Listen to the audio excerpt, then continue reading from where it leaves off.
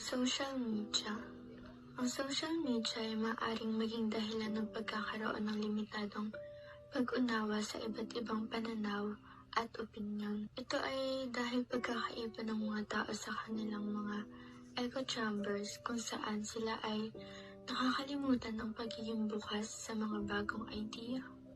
Ang pagdami ng paggamit ng social media sa kabataan ay nagdudulot ng iba't ibang epekto sa kanilang buhay.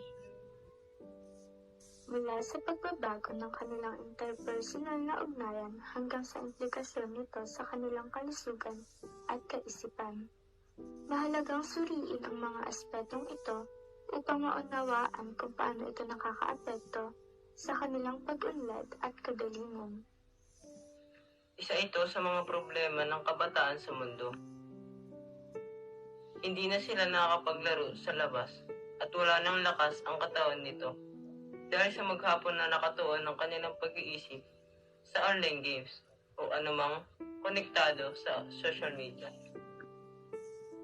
Napansin na ang labis na paggamit ng social media ay konektado sa pagtaas ng antas ng depresyon, pagkabalisa at pagkawala ng tiwala sa sarili.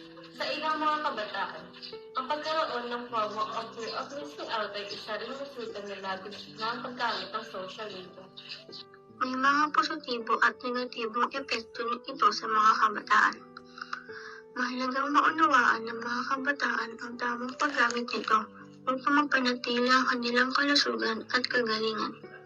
Ang edukasyon at paggabay mula sa mga magulang at guro ay mahalaga upang matulungan ang mga kabataan na maging responsable sa kanilang paggamit ng social media.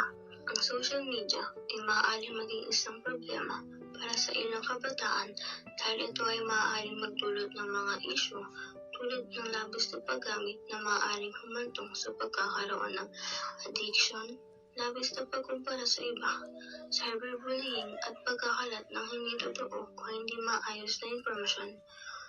Bukod dito, maaari rin magdulot ito ng pagkaabala mula sa pang-araw-araw na gawain at personal na pakikipag-usap o pakikipag-ugnayan sa ibang tao.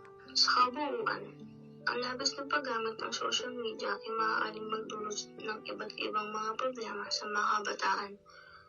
Sa pamamagitan ng tamang edukasyon, suporta mula sa pamilya at komunidad, at pagtuklas ng mga healthy coping mechanism, maaari natin matulungan ang mga kabataan na harapin at malunasan ang mga epekto ng labis na paggamit ng social media sa kanilang buhay.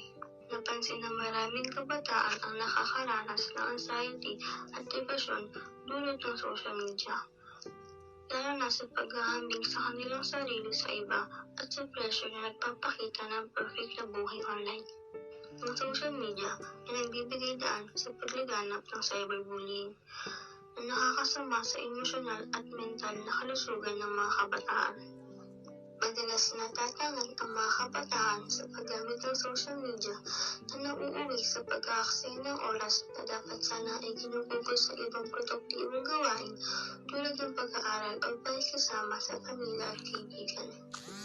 May mga kabataan na nagiging addict sa paggamit ng social media na nagiging sanhi ng problema sa pag-aaral, relasyon at kalusugan. Sa pag-aaral na ito, matibay na napatunayan ang mga problema na dulot ng social media sa kabataan.